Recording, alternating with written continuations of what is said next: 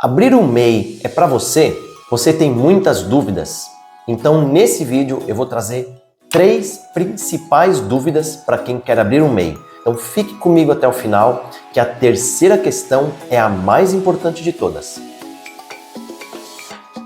Primeiramente me apresento, meu nome é Leandro, eu sou contador, especialista em micro e pequenas empresas. E antes de mais nada, deixa um like aqui nesse vídeo, assim ajuda o meu trabalho, faz com que mais pessoas recebam esse tipo de conteúdo. Inscreva-se em nosso canal e ative o sininho de notificações para receber os próximos conteúdos em primeira mão. Então vamos lá. Questão número 1. O MEI é para você? Essa é a primeira pergunta. Por que eu digo isso? As pessoas quando abrem um MEI, elas simplesmente acreditam que abrir um MEI é algo assim muito inovador na vida dela. É algo que vai fazer com que ela cresça, vai trazer muitos benefícios e ela vai pagar o mínimo de imposto possível. Porém, existem aí algumas coisas que você precisa se perguntar antes de abrir um MEI. Uma das questões é: o MEI vai fazer você crescer no seu negócio? Então vamos dar um exemplo aqui. Você já tem um comércio que já funciona, você utiliza o seu CPF, você já tem um faturamento e esse faturamento vem crescendo ao longo dos últimos meses.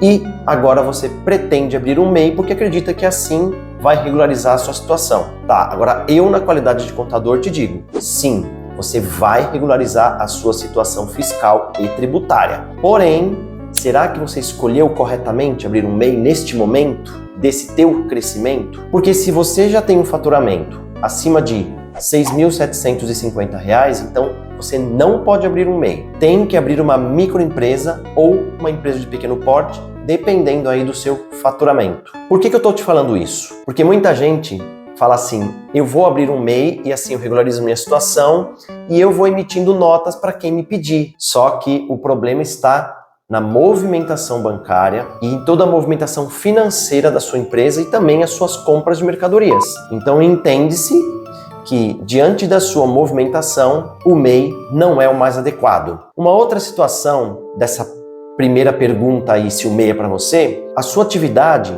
permite que você abra um MEI no seu nome? Tá? Então existe aí uma série de atividades que são permitidas e outras que não são permitidas. Por exemplo, um profissional liberal, vamos ser mais específico, um engenheiro, ele não poderia abrir um MEI, só que ele vai ser contratado por uma empresa e o seu contratante chega e diz o seguinte: abre uma empresa onde a gente possa incluir uma atividade que permita que você abra um MEI, porque para você é muito mais barato. Porém, você vai estar criando uma situação de vínculo empregatício, tá? O teu empregador, ele tem que fazer um registro em carteira, regido pela CLT, e ele te pede para abrir um MEI para que ele regularize a situação dele. E você não vai ter os seus direitos trabalhistas, então vai haver um conflito aí a médio prazo a respeito disso. Poxa, cadê o meu fundo de garantia? Eu terei direito ao seguro-desemprego? Eu cumpro hora? Eu cumpro ordem? E como que fica isso? Então, é um MEI disfarçado de CLT. E é isso que a gente sempre bate nessa mesma tecla. Nunca abra um MEI se você tem situações em que leva você a ser regido pela CLT. Tá certo? Então, essas situações são bem interessantes para que você decida de fato se você abre ou não o MEI. Agora, a segunda principal dúvida: MEI paga imposto? A resposta é sim, porém ela é bem menor do que qualquer outro tipo de empresa. Se você tem um faturamento que chega ao limite de 6.750, que é o limite de hoje, na qual eu gravo este vídeo, então o seu imposto será único. Num valor aí de aproximadamente R$ 70 por mês, você regulariza a situação fiscal da sua empresa e não terá nenhum outro imposto. Porém, agora vamos falar da situação da pessoa física, que é o titular do MEI. Tem algumas situações na qual, na apuração do lucro desse MEI, precisa fazer uma declaração do imposto de renda de pessoa física para identificar se tem ou não pagamento de imposto de renda de pessoa física. Eu vou explicar um pouco melhor. Vamos fazer um exemplo bem prático.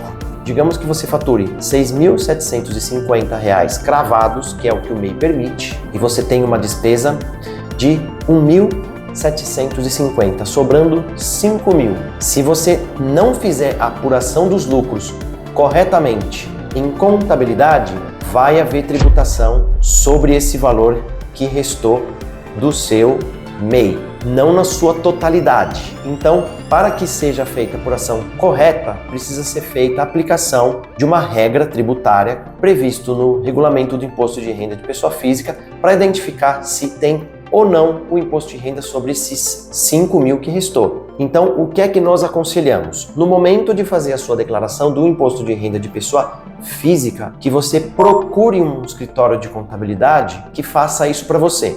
Inclusive, aqui na descrição desse vídeo tem um link onde eu coloco lá todos os nossos contatos e nós atendemos os MEIs para poder fazer o imposto de renda de pessoa física dele anual e também a contabilidade mensal, se ele por assim desejar. Agora, a terceira principal dúvida, e é a mais importante: o MEI precisa de contador? Nas duas questões anteriores eu já citei aí contabilidade, ou seja, é importante que o contador apareça, que ele faça parte ali da sua rotina como MEI. Por que eu estou dizendo isso? Na dúvida número 2, apareceu aí o contador, que é o principal responsável por fazer a apuração dos lucros corretamente. Então ele vai fazer ali a apuração do seu lucro para determinar se você tem ou não o recolhimento do imposto de renda de pessoa física. E com isso, poder fazer com que você reduza a sua tributação, tá? Por mais que você acredite que o MEI esteja isento totalmente, que não é uma verdade. O contador também ele vai poder te auxiliar